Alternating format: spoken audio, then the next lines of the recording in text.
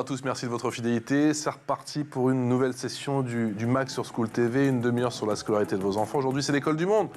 On fait nos valises avec Irina Capron et on prend la direction cette semaine de Nairobi, à plus de 10 000 km de Paris. Gros plan sur le système éducatif du Kenya, vous l'aurez compris. État des lieux dans un instant avec l'amie Irina, un pays qui croit au bienfait de l'éducation. L'éducation, pilier du développement économique. Est-ce que cette volonté politique se traduit sur le terrain? Les réformes vont-elles dans le bon sens? Oui ou non? On en parle avec nos invités. Et puis, fans de nouvelles technologies, le Kenya a compris assez rapidement l'importance du numérique. Le pays va-t-il réussir à garder ces meilleurs éléments qui ont été bien formés? On en parle avec Lucas Bouiré. Bonjour Lucas, vous nous parlez depuis Pau, effectivement, dans le sud de la France, docteur en histoire et en histoire de l'art. Vous êtes bien évidemment originaire du Kenya. Merci d'être avec nous également. On se capte avec Jemima Oyunga. Bonjour.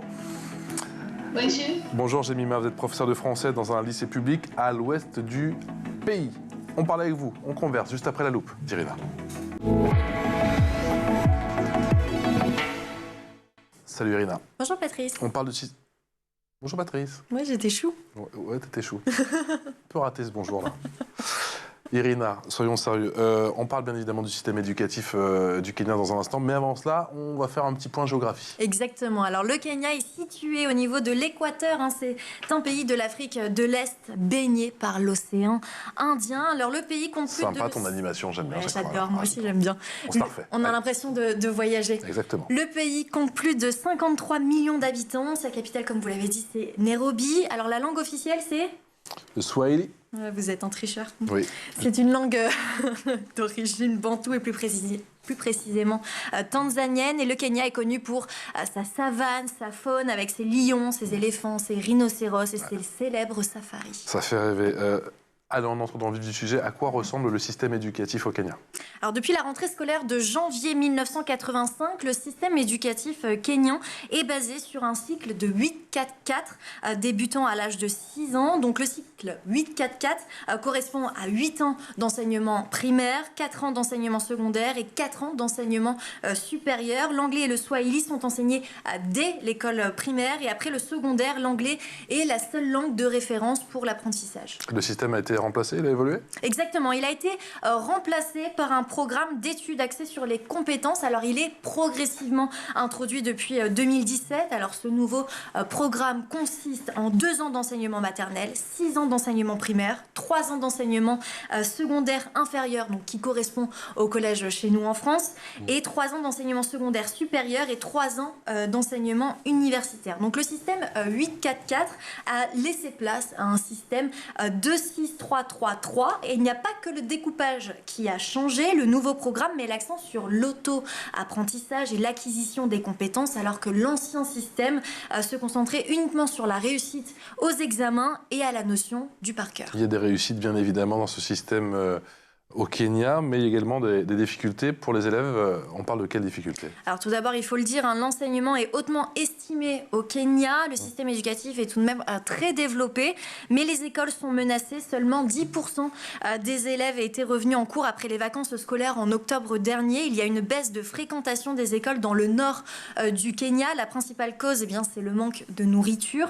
Les établissements ont du mal à fournir un repas aux élèves et la situation est dramatique car le pays est touché par une véritable sécheresse depuis quelques années. Toute la corne de l'Afrique est touchée par le manque d'eau. Les ONG estiment même qu'entre 40 et 50 millions de personnes souffrent d'insécurité alimentaire dans cette région du monde. Le Kenya qui mise sur les nouvelles technologies, qui mise sur le numérique. Effectivement, après la crise du coronavirus, le Kenya a voulu accélérer son projet national d'éducation et élargir l'enseignement à distance aux zones reculées qui ne disposent pas d'école en mettant en place une plateforme nationale d'enseignement numérique. Et il faut savoir également que les élèves apprennent dès le plus jeune âge à coder. Les cours de codage informatique sont obligatoires dans tout le pays. Plus d'1 million de Kenyans travaillent dans le secteur numérique à Nairobi, qui est surnommé d'ailleurs la Silicon Savannah. Merci beaucoup Irina. L'expression orale, nos invités.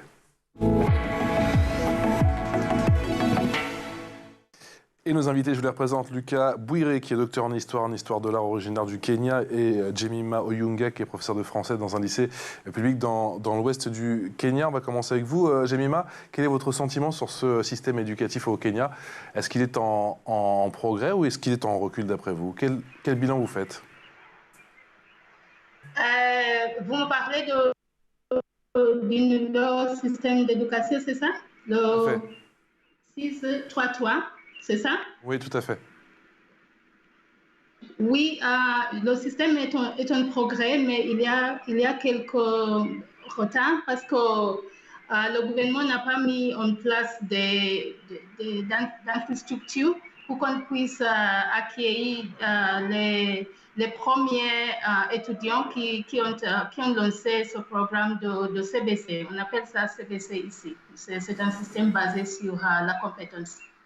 Euh, Lucas Bouiré, c'est aussi votre sentiment, c'est-à-dire que le 6-3-3, c'est une évolution qui va dans le bon sens, mais on n'a pas forcément mis les moyens suffisants, justement. Bonjour. Le système actuel, après l'évolution du système 8-4-4, c'est un système qu'on avait pensé que ça va améliorer la situation. Mais le problème, comme il a précisé, c'est qu'il y a le manque de moyens. Et après le Covid, c'est devenu une catastrophe parce que l'économie s'effondrait un peu. Le fait que le gouvernement doit donner priorité aux plusieurs secteurs. Et cela a amené le fait que le système n'a pas encore n'a pas encore été mis en place comme il faut. Parce qu'il y a beaucoup de difficultés dans les écoles primaires, surtout publiques. Il n'y a pas d'électricité parmi les écoles primaires dans la plupart des régions du pays. Et donc, cela fait que même la numérique, l'application du numérique ne marche pas encore à ce moment-là. Jemima Oyunga, effectivement, il y a Lucas Bouiré qui nous parlait du manque notamment d'électricité dans les établissements, dans les infrastructures. Comment le gouvernement peut faire face justement face à une telle équation? Parce que là, on part vraiment de zéro pour le coup. Ah oui, la première chose que le gouvernement doit faire, c'est assurer l'électricité dans tout le pays. Et la deuxième chose, c'est il faut que le gouvernement achète des matériaux comme des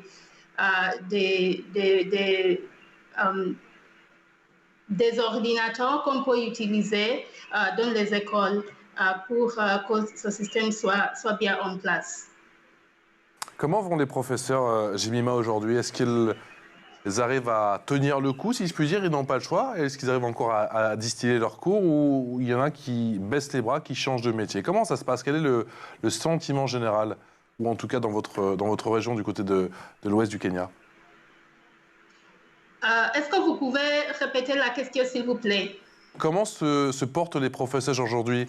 Quel est leur sentiment? Quel est leur état d'esprit? Est-ce qu'ils arrivent à tenir le coup au vu des conditions que vous nous décrivez, des conditions qui sont assez difficiles pour donner les cours? Ah, d'accord. On essaye de faire de notre mieux pour donner cours à nos élèves malgré les conditions difficiles. Vous savez, même maintenant, il y a une grande croissance de population dans les écoles. Par exemple, dans mon école, il y a 3000 élèves dans mon école, mais on n'a pas assez de place pour tous ces élèves qui arrivent dans notre école, au point où il y a des cours qu'on ne peut pas enseigner en classe. On enseigne en plein air. Donc nous, comme professeurs, on essaye de faire de notre mieux pour donner cours. Donc c'est vraiment difficile. Jemima nous témoignait effectivement du quotidien difficile des professeurs. Est-ce que vous avez écho des conditions compliquées des professeurs, et quel est leur état d'esprit? Est-ce qu'il y en a qui se mettent en grève? Comment ils peuvent faire entendre leur voix? Depuis un moment, il y a eu beaucoup des inquiétudes chez les enseignants, même avant la mise en place du nouvel système de compétences qu'on appelle Competency-Based Curriculum, CBC.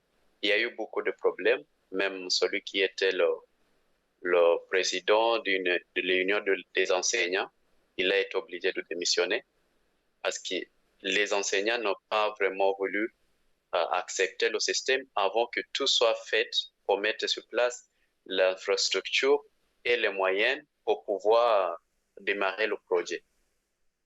Mais le gouvernement, vu la priorité de l'éducation, parce que c'était une promesse depuis un moment, depuis 2013, donc le gouvernement a fait que le système doit démarrer malgré les difficultés, parce qu'il n'y a pas déséquilibre, il n'y a pas l'équilibre parmi les écoles publiques et les écoles privées, ce sont les écoles qui peuvent facilement mettre sur place les moyens parce que c'est là, il s'agit de business. Mais dans les écoles publiques, il y a vraiment beaucoup de différences parce que même parmi les écoles publiques, on trouve les écoles qui sont vraiment bien fournies avec les moyens, surtout dans les villes, les grandes villes comme à Nairobi. Mais quand vous voyagez, comme vous avez vu dans le nord du Kenya et parmi le nord-est, le nord-ouest, il y a beaucoup de problèmes dans cet endroit-là. Irina. Jemima, quelle est la relation entre les élèves et les professeurs? Est-ce que vous avez le sentiment d'être respecté par vos élèves? Oui, nous, on est respecté par nos élèves. On a des relations très bien. Bien sûr, il y a des élèves un peu difficiles. Ça, c'est normal, mais la plupart de nos élèves sont très respectueux, excusez-moi. Donc, ça se passe très bien en tant que professeur, relation professeur-étudiant. Jemima, il y a Lucas Bouhiré qui parlait à l'instant effectivement de cette dichotomie, de cette différence entre les établissements publics et les établissements privés. Vous le sentez? Est-ce qu'on peut dire qu'il y a un système à deux vitesses, une école à deux vitesses au Kenya? Oui, c'est ça. Nous avons des écoles privées où il y a tout qu'on peut souhaiter pour donner cours. Mais dans mon école, vous savez, moi, je suis prof de français, mais je n'ai même pas de salle de français pour donner cours, alors qu'il y a des écoles où il y a même des tableaux numériques qui aident beaucoup dans l'apprentissage, par exemple, de la langue française. Jemima, quelle est l'importance de l'apprentissage des langues étrangères, justement, au Kenya? On a compris, effectivement, il y a le swahili et puis bien sûr l'anglais que vous parlez, c'est votre première langue. Ensuite, il y a quelle langue? C'est quoi? C'est le français? C'est l'espagnol? C'est quoi? Le chinois? Non, c'est l'anglais. Nous avons le swahili comme langue nationale. Et puis, nous avons l'anglais et le swahili. Tous les deux sont les langues officielles. Et puis, nous avons des langues étrangères comme le français et l'allemand. Et pour répondre à votre question, le français est très important au Kenya parce qu'il y a beaucoup d'offres d'emploi. Par exemple, en tant que professeur de français, en tant que traducteur. Donc, l'apprentissage de français est très important. Et aussi, le gouvernement a mis quelques pistes de motivation pour les élèves qui apprennent le français. Par exemple, nous avons le système d'assistant de langue en France. Donc, cette motivation est surtout pour les élèves qui vont à l'université. Donc, dès la troisième année à l'université, les élèves peuvent aller en France pour enseigner l'anglais. Donc, ça les motive beaucoup d'apprendre le français. Lucas Bouhiré, quelle est votre histoire à vous? Vous avez étudié dans un premier temps au Kenya avant de poursuivre en France. Comment ça s'est passé? L'histoire des études au Kenya, les différences qu'on a évoquées, si ce sont les différences de base, mais j'ai fait mes études depuis le primaire, j'étais dans une école publique et c'était bien. À l'école secondaire, j'étais dans une école privée et c'est une école catholique et c'était bien à Nairobi. Et après l'université aussi, j'ai fait la licence au Kenya, Kenyatta Université, et c'était très bien. Ici, sur la photo, ça, c'était à l'école secondaire. Et ici, j'étais un enseignant avec mes élèves. Après avoir fini la licence, j'ai donné cours, j'ai travaillé comme enseignant dans une école aussi privée. Ouest du Kenya, s'appelle Chebwai Adventist College. Quel est le lien, d'après vous, Lucas, entre justement le Kenya et la France? Il y a encore des liens qui sont très forts, une sorte de passerelle, effectivement? Lien entre le Kenya et la France? Sachant que à la base, c'est Oui. quand même un pays anglophone, donc on a peut-être moins de liens avec le Kenya qu'avec d'autres pays d'Afrique. Oui, mais actuellement, le Kenya, il a mis sur place une plateforme qui favorise l'apprentissage des ressortissants kenyans partout au monde. Même il y a les Kenyans qui vont au Japon, qui vont ailleurs, mais la France, il a avancé parce qu'on a beaucoup d'apprentissage de langue française dans les écoles au Kenya et il y a beaucoup de liens renforcés entre la France et le Kenya dans le système de coopération entre les instituts comme celui des universités comme la mienne, l'université du Kenyatta et l'université du Po. Ils ont les accords qui favorisent les échanges entre les enseignants et les étudiants qui viennent ici pour les études du master et du doctorat. Jemima, d'après vous, on a beaucoup parlé bien sûr du système éducatif au Kenya. Quelle est l'urgence? On a bien évidemment abordé le problème des infrastructures qui sont clairement insuffisantes, pas assez de moyens, pas assez d'investissement dans ces infrastructures. Mais qu'en est-il du nombre de professeurs, de leur formation? Est-ce que vos professeurs sont assez bien formés? Oui, les professeurs au Kenya sont très bien formés, je dirais, parce qu'avant d'être effectués dans cette école, avant d'être engagés, vous savez, au Kenya, les professeurs sont employés par le gouvernement. Donc, avant d'être effectués dans une école comme la mienne, il faut qu'on ait des compétences requises pour avoir un tel boulot comme professeur. Donc oui, on est très bien formé. Qu'en est-il des rythmes scolaires? C'est quoi une journée type, justement, quand on est à l'école, qu'on a 8, 10, 12 ans au Kenya? Et comment ça s'articule? Et surtout, quelle est la place de l'extrascolaire, Jemima? Normalement, les cours doivent commencer à 8 heures jusqu'à 16 heures. Mais après ça, on a des activités extrascolaires, par exemple les sports, le théâtre et la musique. D'accord. Et tout ça, ce sont des activités gratuites ou il faut que les parents puissent trouver un budget justement pour occuper leurs enfants? Comment ça se passe là-bas au Kenya? Normalement, c'est le gouvernement qui doit payer. Vous savez, au Kenya, le gouvernement paye une partie du frais de scolarité. Donc, ces activités sont incluses dans les frais de scolarité. Donc, si on part quelque part, par exemple, pour les concours de football ou de théâtre ou de musique, c'est déjà payé dans des écoles publiques. Lucas Bouéré, vous avez des souvenirs justement d'activités extrascolaires. Comment ça se passait quand vous étiez au Kenya et quelle est l'importance de toutes ces activités à côté du cursus classique? Dans chaque école, il y a le programme et dans ce programme-là, ils ont mis en place la plateforme pour l'extrascolaire. Il y a même les voyages. La photo que vous voyez là, c'était une sortie pour faire les étudiants visiter le parc national de Nakuru. Et il y a aussi les autres activités extrascolaires comme le sport. Dans une école là où j'ai travaillé, Saint-Nicolas Senior School à Nairobi, là, on avait un vendredi après-midi, tous les vendredis après-midi, c'est dédié au sport. Et aussi, il y a entre les cours, il y a les cours qui sont planifiés du fait que à un moment donné, on aura une activité physique entre les cours parce que ça fait partie de métiers de cours pour les primaires, par exemple. Là où on a un cours dédié aux activités physiques. on coupe le programme pour un cours ou 2 par semaine pour les étudiants d'aller pratiquer des sports. L'info en plus avec Irina.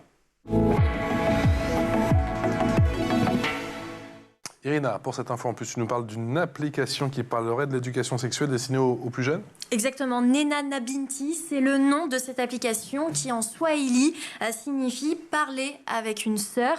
Alors au Kenya, une adolescente sur 5 est mère à l'âge de 19 ans. Le pays se classe au 3e rang des grossesses chez les adolescentes. Donc cette application fournit des informations détaillées sur la santé reproductive. Elle offre une interaction directe avec des professionnels et un numéro de téléphone est également disponible pour avoir des conseils à distance de la part de ces professionnels. Selon une étude réalisée en septembre 2022 par le ministère de la Santé kenyane, le manque d'informations sur la santé reproductive a augmenté le nombre de grossesses chez les adolescentes. Jemima Oyunga, la scolarisation des jeunes femmes et des filles, c'est l'un des principaux défis du Kenya? Oui, ça a été, surtout dans le passé, mais maintenant, on voit le nombre de filles qui vont à l'école, ça augmente bien sûr, mais il y a toujours des défis, surtout pour les filles.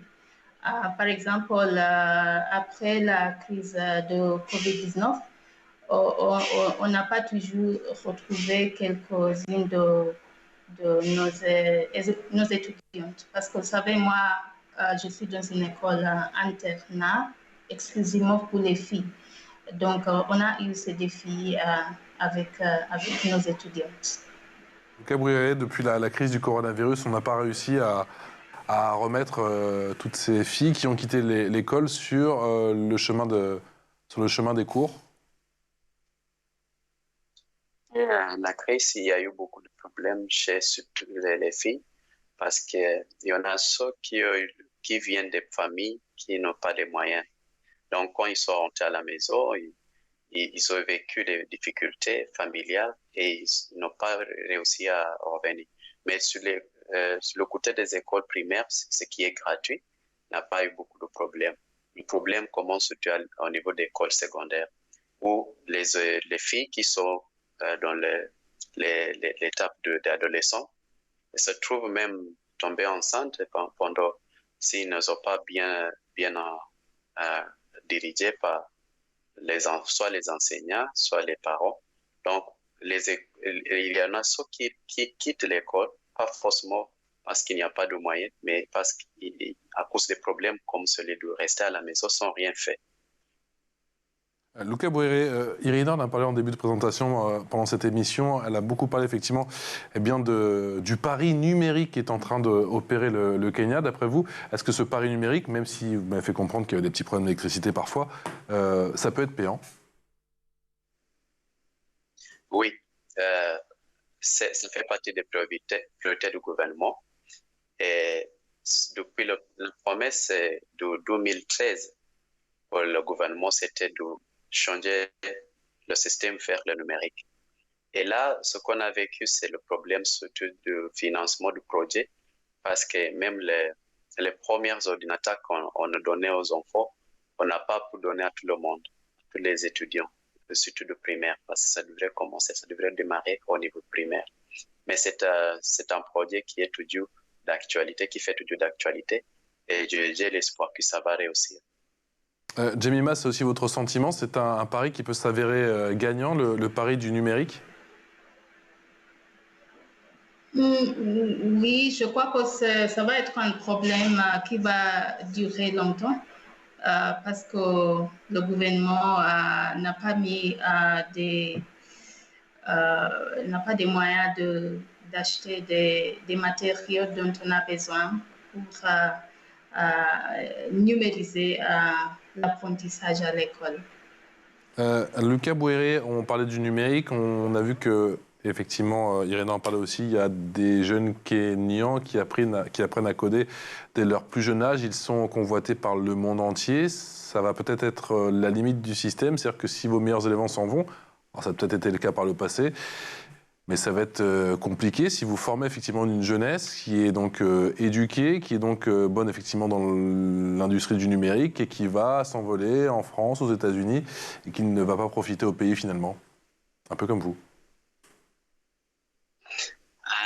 D'après la politique gouvernementale actuellement, vu le problème de manque d'emploi, il favorise l'éducation qui fait les gens trouver un travail là où ils peuvent trouver.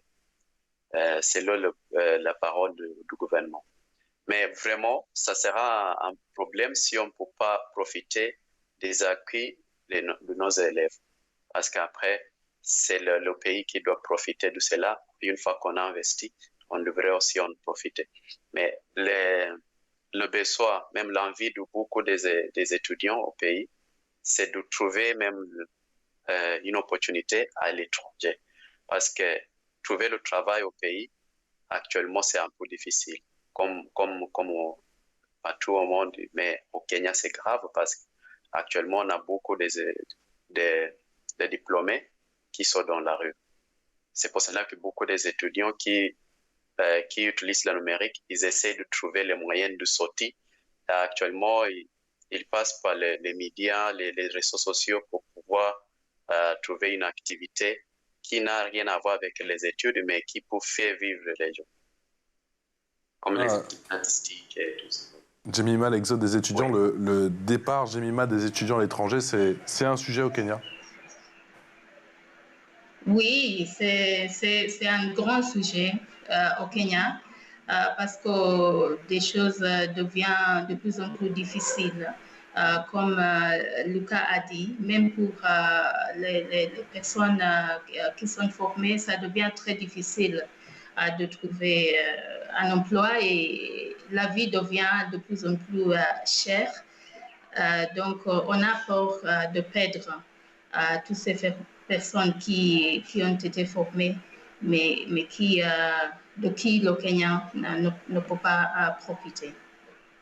Merci infiniment à tous les deux. Merci pour vos témoignages pendant cette demi-heure ô combien intéressante sur ce système éducatif au Kenya et sur le quotidien dans ce magnifique pays. Jemima Oyunga, qui est professeur de français dans un établissement public, dans un lycée public à l'ouest du Kenya, et Lucas Bouiri, qui est docteur en histoire de l'art, originaire du Kenya, mais qui officie en ce moment du côté de Pau. Merci à tous les deux. Merci Rina. Merci à vous. Demain, même chaîne, même heure. Ciao.